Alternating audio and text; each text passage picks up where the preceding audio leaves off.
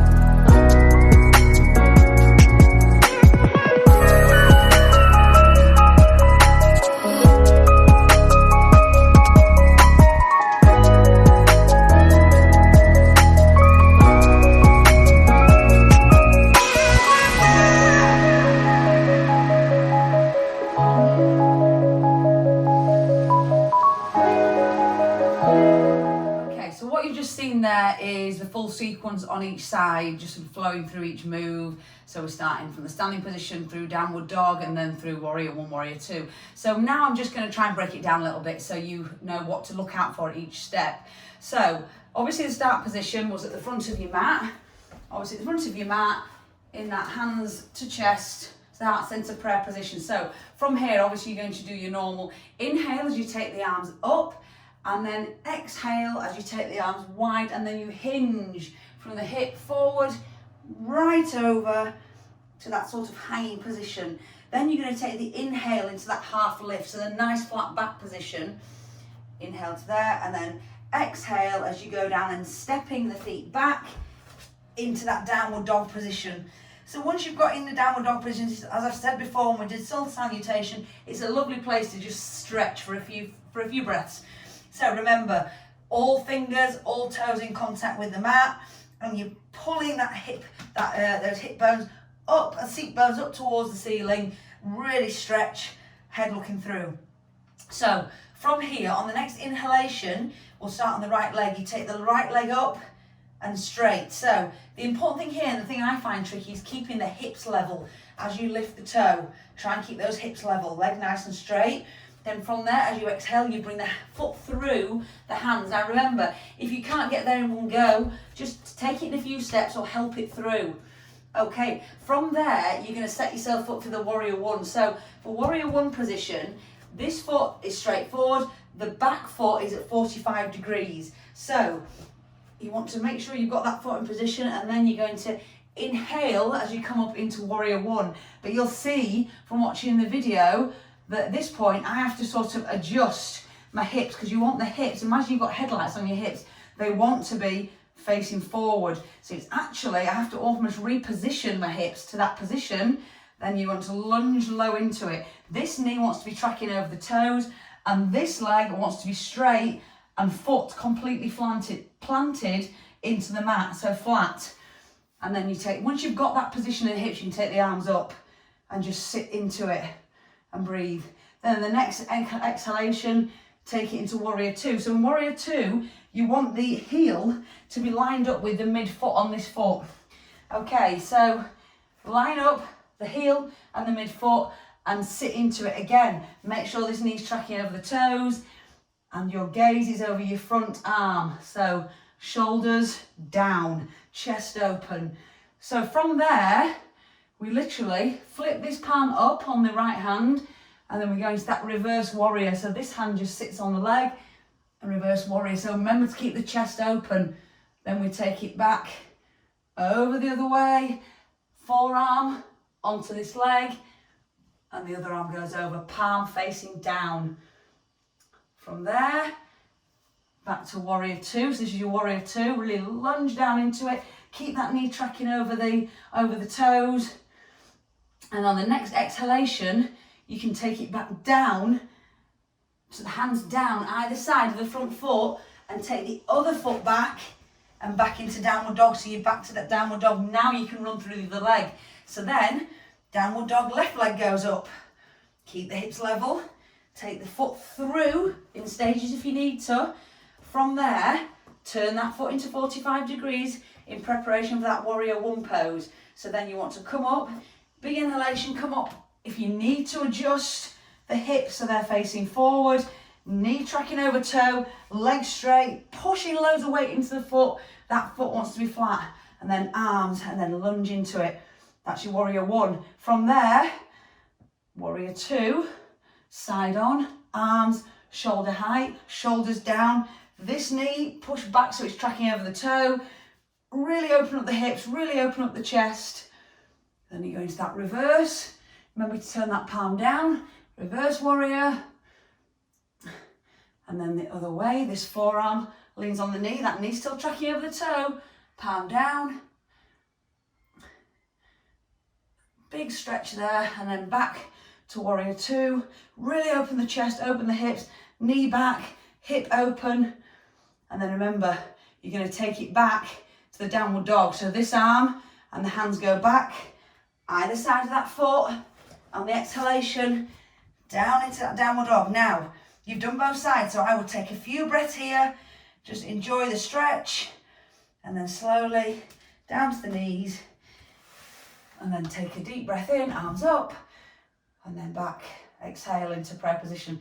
And that's both sides done. Okay, so a few other things just to watch out for that generally get sort of forgotten about and can go wrong. The main things that I struggle with, which probably are common for a lot of people.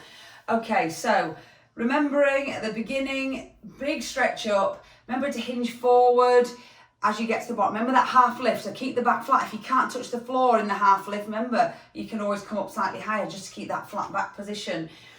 As you're stepping back into downward dog, you don't necessarily can't do it in one go. Take it in stages, up to you. set up your downward dog. So remember, when you lift the leg, try and keep the hips level and to the front. So then you're going to step it through. Again, that's another stage where people might struggle to get it through in one go. Don't worry, get it through in stages, it doesn't matter. When you take it then into that first warrior one position, the key things there are hips forward. Your hips want to be pointing forward, so adjust them if you need to. Always have their shoulders down, because this tends to happen, and chest open as well. Again, when you get into the warrior two position, shoulders down and the arms, you're wide to the front of the mat. So now the hips are facing more onto the side of the mat, and your gaze is along the front hand.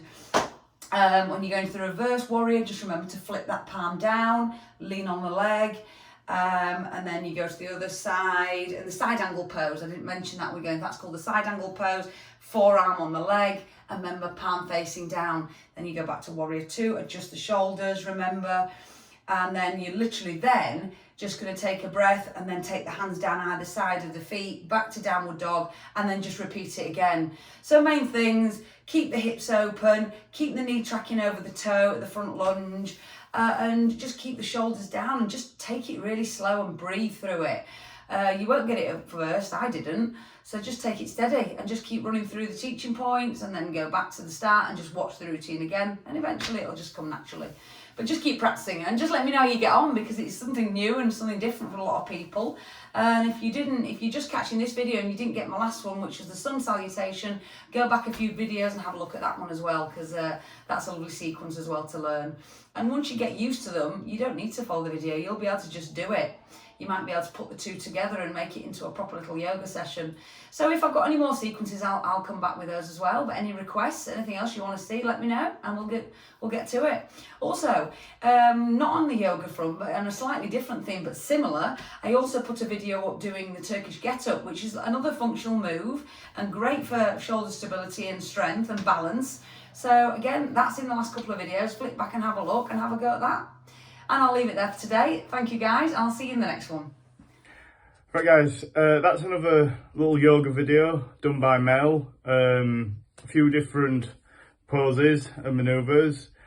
Don't forget about all the numerous benefits that yoga can have. Not only is it good for your flexibility, good for your posture, it's also good for you mentally, just having that time to yourself during like a busy day. Most of us lead very, very hectic lifestyle, so just taking 30 minutes out of the day just to do something for us where we just completely chill out is going to be a positive thing. Which brings me on to what I'm going to do my next video on, the importance basically of rest. I was away for a week on holiday, and throughout that time I did nothing. So I'm going to take you through the importance of resting when you're on holiday, and why it probably won't be as detrimental to your fitness goals as what you may think. As always, like and subscribe, okay? Keep supporting us. Let us know what videos you would like to see us perform in the future, and look after yourselves. Okay, see you later.